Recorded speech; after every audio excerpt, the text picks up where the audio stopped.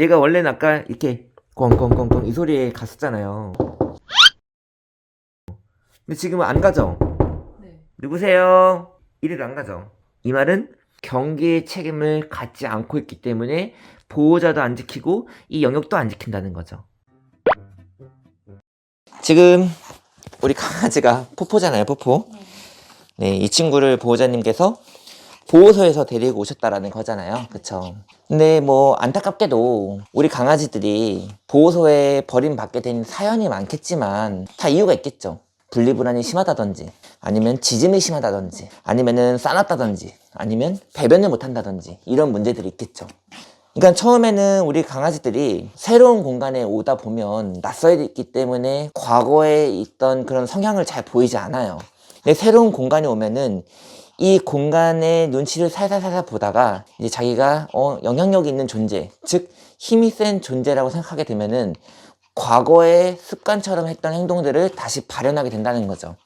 왜냐면 자연스럽게 우리들은 이 강아지가 사연이 있고 아픔이 있는 아이다 보니까 잘해주게 되는, 그러다 보니까 얘는 원래 하던 행동을 되풀이하게 되는 본연의 성향을, 그렇게 하다 보니 얘가 다시 말썽꾸러기가 된다는 거죠.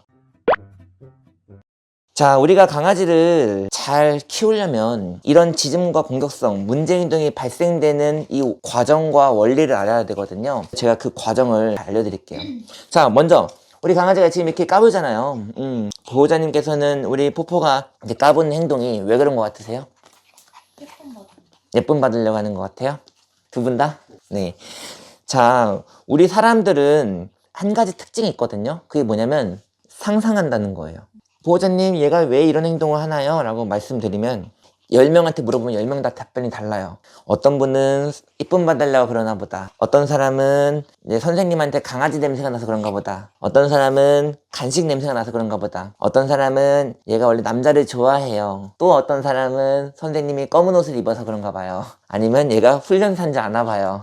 이런 등등등등 답변을 하죠. 그게 상상에 기인한 답변이기 때문에 자칫 잘못 판단을 하면 오해의 소지가 생길 수 있다는 거죠.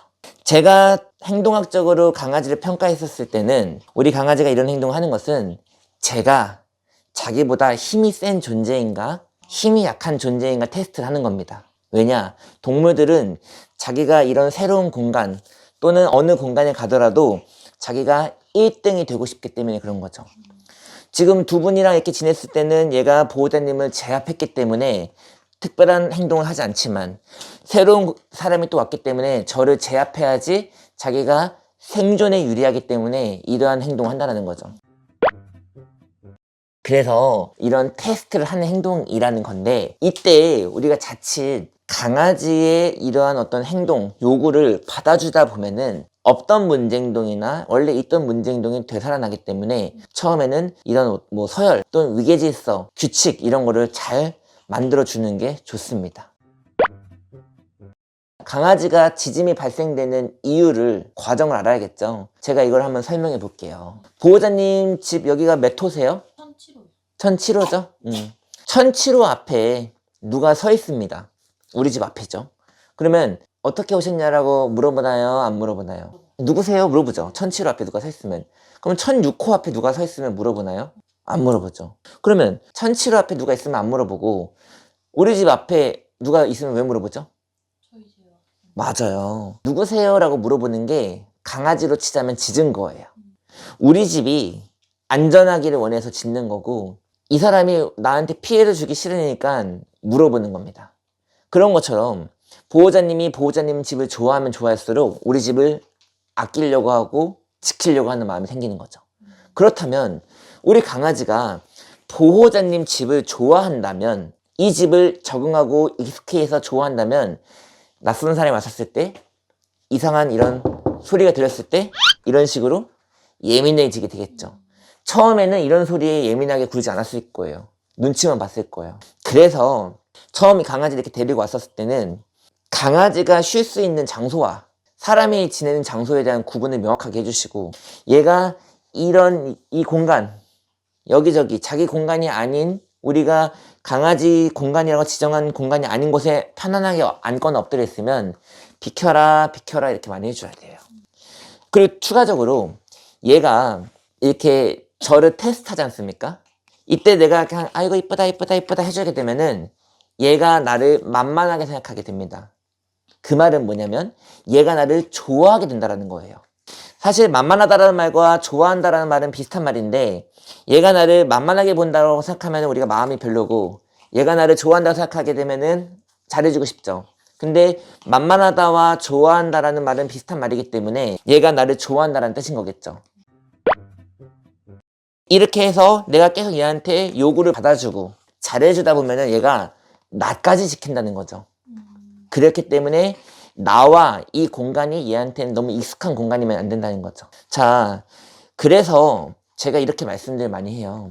가급적이면 평상시에 얘가 한 행동 중에 50% 이상은 거절해 주는 게 좋다라고 말씀드리죠. 이럴 때도 얘가 이 행동을 하려고 한다 이렇게 이때도 하지 못하게 하는 것을 5번 이상 거절해 줘야 된다는 거죠. 10번 중에 5번 이상 거절하는 게 좋다는 거죠. 그래서 이럴 때도 하면 안 되는 거기 때문에 안 돼, 안 돼, 야 이게 아니라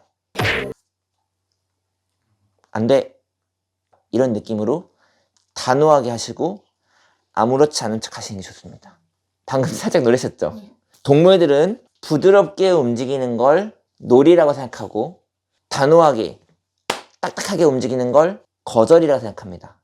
그래서 우리 강아지가 이 집과 보호자님을 좋아하게 되면은 짖음이라는 게 발생하기 때문에 특히나 보호소에서 처음 데리고 온 애들 또는 처음 낯선 집을 가는 경우 등등등등 그런 공간에서는 이 집과 보호자님을 좋아하게 하면 안 됩니다. 그래서 제가 짧고 굵게 보호자님한테 드리는 솔루션은 2가지입니다.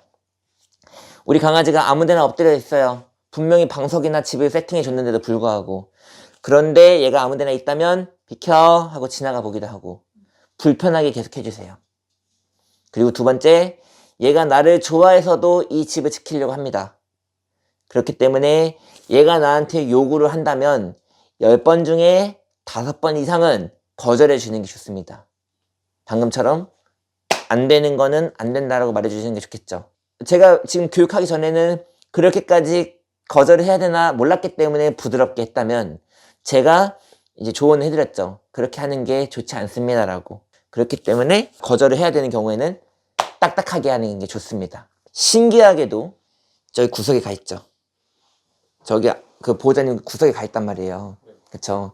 얘가 삐지거나 슬퍼서 구석에 간 게 아니라 얘가 지금 아까까지만 해도 여기 전체를 다 지키려고 했다면 지금은 지킬 생각이 없으니까 구석으로 간 거죠. 이러한 심리가 작용이 돼야 외부 소리가 나도 덜 짖게 되는 그런 게 된다는 거죠. 그리고 저런 걸 봐도 강아지 하우스는 이렇게 도드라진 곳에다가 놓는 게 아니라 저런 코너에다가 놓는 게 이런 뭐 코너, 이런 코너에 놓는 게 좋겠죠. 그것만 잘 알고 계셔도 강아지가 데리고 온 첫날부터 또는 데리고 온 지 얼마 안 됐을 때 짖지 않는다는 거죠. 걔들은 이 테스트를 오래 하지 않아요. 1~2번만으로도 내가 이 사람보다 센지 약한지 파악을 금방 하거든요. 지금 저한테 한번 이 주의를 당하고 얌전해졌잖아요. 마음이 아플 수 있지만 그게 예의 범절을 가리키는 과정이라 생각하시면 됩니다. 지금 보시다시피 우리 강아지가 자기 집에서는 있지 않는 아이인데 지금 교육을 받고 얌전히 간식이 없어서 하우스로 갔죠? 이렇게 돼야지 정상적인 거다. 아시겠죠?